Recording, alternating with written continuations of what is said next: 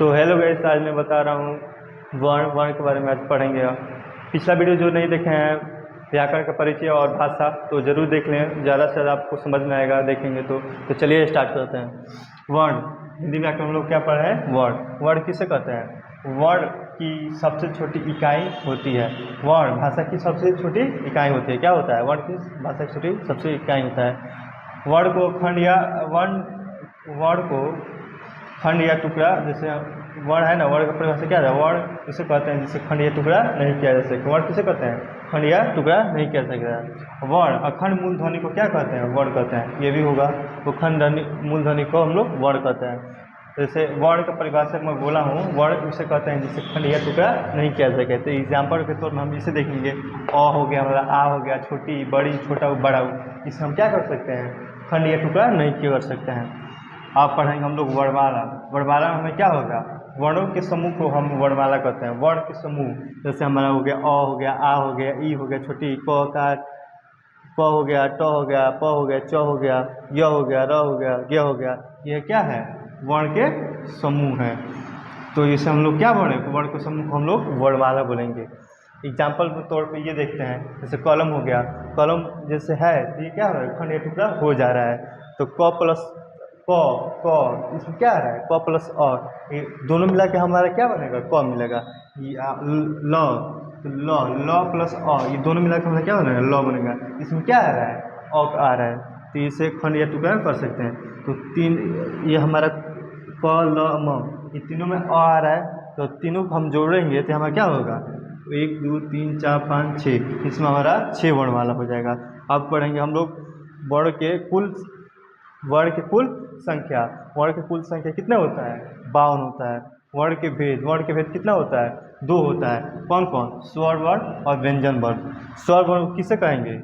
इसके उच्चारण में किसी अन्य वर्ण की सहायता नहीं ली जाती है। किसके उच्चारण में? स्वर वर्ण के उच्चारण में किसी अन्य वर्ण की सहायता नहीं ली जाती है। क्यों? इसमें ये स्वर वर्ण है। इसका एग्जाम्पल में होगा अ, आ, छोटी बड़ी छोटा बड़ा, री, ए ओ होगा। इससे एग्जाम्पल में, और नहीं होगा। और हम पढ़ेंगे व्यंजन वर्ण। व्यंजन वर्ण किसे कहेंगे? जिसके उच्चारण में स्वर वर्ण की सहायता ली जा सके। इसके उच्चारण में स्वर वर्ण की सहायता ली जा सके। एग्जाम्पल तौर में जैसे क प्लस अ, इसमें किस वर्ण की सहायता ली जाएगी? इसमें से हमारा स्वर वर्ण कौन सा है? इसमें हमारा ये हो जाएगा और सी, हमारा स्वर वर्ण हो जाएगा। इसकी किस चीज़ की सहायता ली जा रही है? अ की सहायता ली जा रही है। तो ये हमारा खंड या मतलब टुकड़ा करके इसको बनाया गया है। इसे हम व्यंजन वर्ण कहते हैं। इसके उच्चारण में स्वर वर्ण की सहायता ली जा रही है। क प्लस अ, क जो है उसमें क्या आ रहा है? स्वर वर्ण आ रहा है क में। इसको हम खंड कर इसको हम अ की सहायता इसमें ली जा रही है। और हम पढ़ेंगे स्वर वर्ण 2 प्रकार के होते हैं। स्वर वर्ण कौन कौन होते हैं? एक होता है मूल स्वर, एक होता है संयुक्त स्वर। मूल स्वर में हमारा क्या क्या आ जाएगा? अ, आ, छोटी बड़ी छोटा ऊ, बड़ा ऊ, री, ओ आ जाएगा और नहीं आएगा। संयुक्त स्वर में ए में हमारा क्या? ए किससे मिलकर बन रहा है? अ प्लस एस मिलकर ए बन रहा है। ओ में अ प्लस अ मिलकर अ बन रहा है। मूल स्वर किसे कहेंगे? मूल स्वर 2 प्रकार के होते हैं। एक होता है हर्ष स्वर, एक होता है दीर्घ स्वर। हर्ष स्वर इसके उच्चारण में कम समय लगता है। और कौन कौन होगा हमारा हर्ष स्वर में? एग्जाम्पल में अ, छोटी, छोटा ऊ, ए, औ, री, ये हमारा होगा हर्ष स्वर में।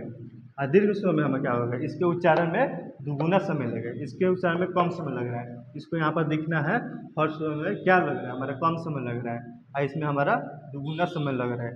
दुगुना में दीर्घ स्वर में क्या हमारा हो जाएगा? एग्जाम्पल के तौर पर आ, बड़ी, बड़ा ऊ, ए, ओ हो जाएगा। आई उच्चारण अब तीसरा का देखेंगे हम। इसका उदाहरण में लगने वाले समय के आधार पर स्वर, ये हमारा कितना हो जाएगा? 3 हो जाएगा। कौन कौन? स्वर, दीर्घ, या दीर्घ से ज़्यादा समय लगता है। तो आज के लिए इतना ही। अब हम मिलते हैं अगले वीडियो वर्ड के बाद।